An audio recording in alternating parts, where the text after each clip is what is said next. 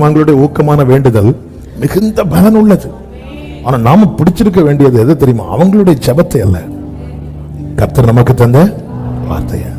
வார்த்தை வெட்கப்படுத்தவே வெட்கப்படுத்தாது.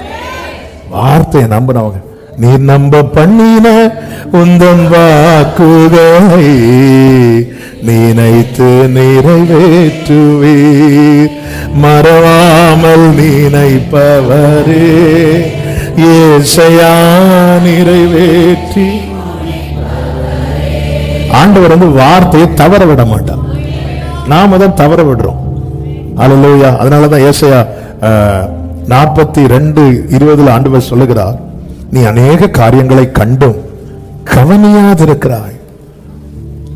நீ பார்க்கிற அவங்க வாழ்க்கையில் எப்படி வார்த்தை நிறைவேறுது, வார்த்தையை நம்பி பிடிச்சு ஜெபம் பண்றவங்க வாழ்க்கையில் எப்படி அற்புதம் நடக்குது, எல்லாத்தையும் நீ பார்க்கிற, ஆனா நீ கவனிக்க மாட்டேங்கிற.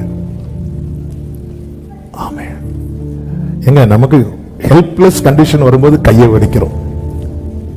நம்ம கையை வரிக்கும் போது அவர் வார்த்தையை கொடுக்கிறார், அந்த வார்த்தையை பிடிக்கணும்.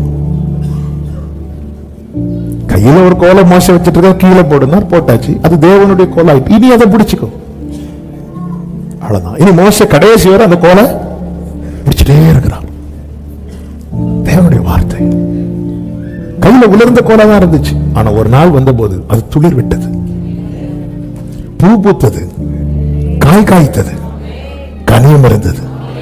எல்லா கண்களும் அதை பார்த்தாங்க. அந்த கோல்ல கனி வந்த பிற்பாடு